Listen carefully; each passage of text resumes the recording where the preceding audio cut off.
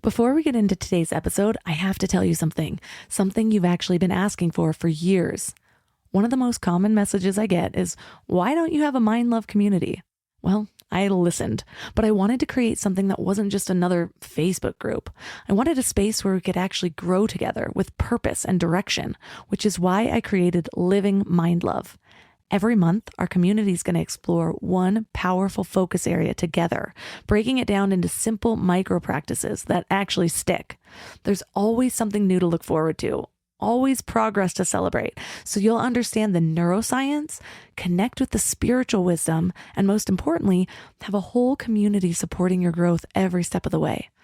Honestly, the community alone would be worth it. And I know people are going to join for just that, but we're going so much deeper than that.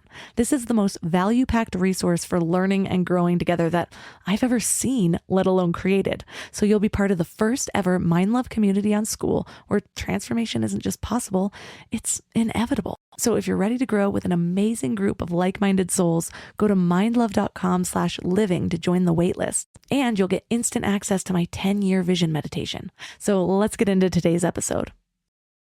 Welcome to an exclusive episode of Mind Love. Today's episode is all about fertility journeys and trying to conceive. There's always that underlying fear of, what's happening? I wish I could control the situation, and then feeling sadness. And then it was like that vicious cycle that we have discussed already about just, feelings of self-worth and value and one's inability to do things as a woman. There were all these things underlying in that whole process that I had to grapple with at every bend. Yes, women have all of these resources now, but still, no matter what, it's still a lonely process because you internalize so much of what's happening and you carry it silently on your own.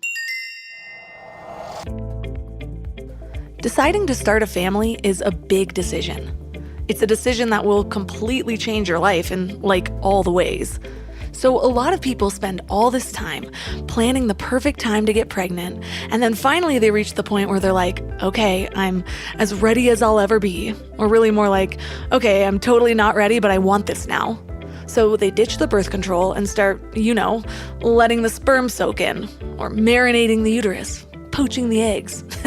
Okay, I'll stop. That last one didn't even make sense. But then the test is negative, and then it's negative again, and again, and again, and you start to feel like you're failing. A lot of us just have false expectations about what it really takes to conceive. Unless you have a sister or someone close to you that has shared their own fertility journey, we tend to feel like the common path is a lot like the movie Knocked Up. But the truth is, about 1 in 8 couples have trouble getting pregnant. Also, the natural fertility rate is only about 20% per month for a healthy, fertile 30-year-old woman, which means that for every 100 fertile 30-year-old women trying to get pregnant in one cycle, only about 20 will be successful, and the other 80 will have to try again. And even for those without fertility issues, it takes about 6 months to a year on average of trying to conceive to actually get pregnant. When you have an expectation that you're going to get there the moment you decide, waiting a whole year and getting somewhere between 6 to 12 negative test results along the way can be really discouraging. And if it's positive, wow, don't even get me started on how unprepared I was for the pregnancy roller coaster. Well, if you're in the 12% that are still having trouble, then thankfully there are options. Nearly 90% of infertility cases are treatable with medical therapies. So thank you fertilityanswers.com for all of these stats. Well, whether you get pregnant on the first try or you spend years going through IVF or surrogate or adoption, it's all pretty challenging. It's hard on your body, on your mind, on your spirit, on your relationship. It's hard for your family and friends to watch you struggle. And when things are hard, we need support. But unfortunately, there's still so much shame around it all. We can feel like a failure for not getting pregnant fast enough. We can feel scared that we might miscarry. We can feel shame if we do miscarry. We can feel ungrateful for having a difficult pregnancy. We can feel terrified that the surrogate will change her mind or the adoption will fall through.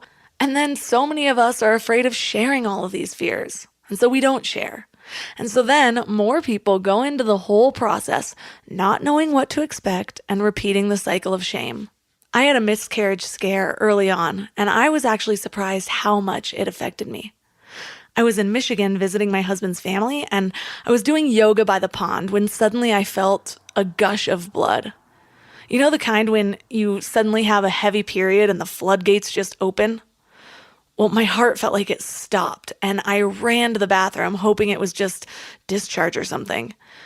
But I just remember seeing so much blood, I didn't know what to do. So I went outside. My face must have been white, so my mother-in-law asked what was wrong, and I just started hyperventilating and crying. So my husband and I rushed to the hospital, and the nurses were so sweet, consoling me, saying things like, "This may be nothing," or "This is actually pretty common." And one nurse said that she bled a lot in her first pregnancy, and now he's a healthy 16-year-old.